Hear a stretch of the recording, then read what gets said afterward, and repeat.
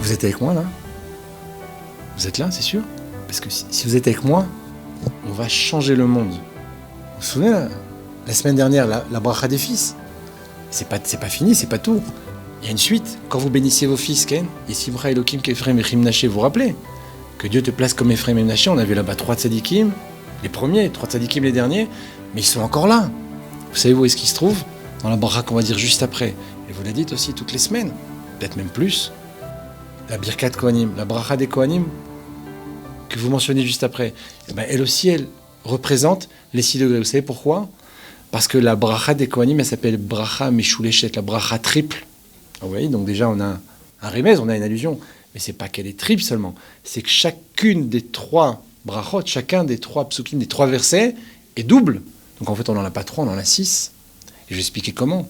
Vous dites au départ, Yevarechecha, que Dieu te bénisse. Donc, il donne la bracha. C'est quoi la bracha? C'est la malchoute. On a dit la bracha, c'est la femme, la bracha, c'est Shabbat. C'est qui la malchoute? C'est David. David Melech Israël, c'est le roi David. C'est pas terminé. Veishmerecha, c'est la fin de ce premier verset. C'est une allusion à un des premiers versets de la Torah. Lorsque Adam Arishon a été créé, Dieu l'a mis dans le Gan Eden et lui a dit attention, il y a telle chose à faire, pas faire. Il y avait des instructions là-bas. Il y avait un mode d'emploi. Il n'a pas réussi et il a été expulsé du Gan Eden. Or, le verset nous dit pour le garder, pour le travailler, ou le chômera, et le garder. Il n'a pas gardé. Travailler, il n'a pas fait, garder là non plus. Donc les Veish Merecha, il te garde, ça n'a pas fonctionné. Donc on a ici David Ameler, on a ici Adam Arishon, le premier et le dernier. C'est pas terminé, le passouk qui vient après. Yair Hashem Panav Elecha Vechoneka, que Dieu éclaire ta face et qui te donne la grâce. Yair Hashem Panav, c'est quoi? C'est Moshe Rabbeinu, il est monté au Har Sinaï. Et là-bas, le verset nous dit, sa face était tellement brillante qu'on a dû mettre un tissu, un masque, on ne pouvait même pas le regarder. Donc, Yair Hashem Panav, que Dieu éclaire ta face, c'est la face de Moshe Rabbeinu. Vichuneka, là-bas, la Shon nous dit, Rashi, c'est le Lachon de Chen, c'est le langage de grâce. C'est quoi Chen? Mais ce sont les lettres de Noach. C'est les mêmes lettres. Chet Nun devient Nun Chet. C'est le nom de Noach. Le passouk nous le dit au début de la Torah. Noach matzachen ben Hashem. Noach a trouvé grâce aux yeux de Dieu. Donc ce mot de Noach et de Chen sont liés. Les deux sont liés ensemble. Donc on voit ici encore une fois Moshe et Noach. Moshe vit 120 ans. Noach construit l'arche pendant 120 ans. Sauf que Noach n'a pas lutté pour sa génération. Moshe, lui, l'a fait et il a réparé Noach. La fin du verset. Issa Hashem panav elecha ve'asem lecha shalom. Lorsqu'on nous dit maintenant ici une deuxième fois qu'il va tourner sa face vers toi, eh bien c'est Avram qui s'est prosterné 2 fois devant Dieu, a mis sa face à terre lorsqu'il sait qu'il va donner naissance à Yitzhak. Et oui, le peuple juif va continuer, Yitzhak va venir au monde, et de lui Yaakov, etc. Et donc le Rambam nous dit, ça c'est l'histoire de tout le peuple juif. Si Avram n'avait pas donné naissance à Yitzhak, il a déjà 99 ans, on avait un grand problème. Donc là, ici, il rend grâce à Dieu et 2 fois de suite, il se prosterne, met sa face à terre, et ça, c'est l'allusion à Avram.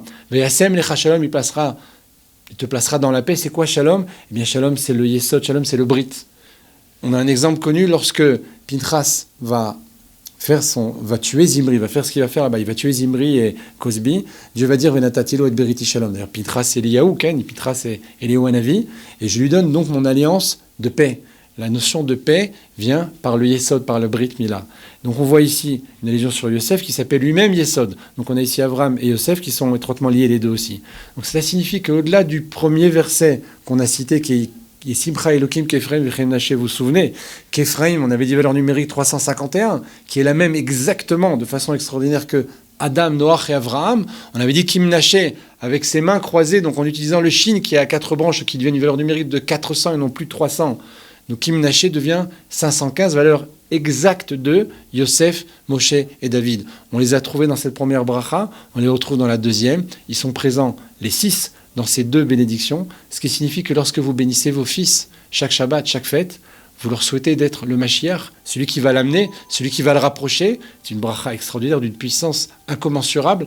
Ces 2 tzadikim qui sont Ephraim et Menaché contiennent en eux tous les niveaux. Et la bracha des Kohanim qui va suivre a elle aussi en allusion. Et les Kohanim d'ailleurs peuvent le penser lorsqu'ils vont bénir le Ham Israël, amener, rapprocher la Géoula, parce que leur bracha qu'ils prononcent chaque jour, à la synagogue, eh bien cette bracha, c'est la bracha que se dévoile le Mashiach. Ça se trouve encore dans bien d'autres endroits, mais ça on l'expliquera par la suite. Et grâce à vous, si vous restez avec moi, eh bien nous allons changer le monde.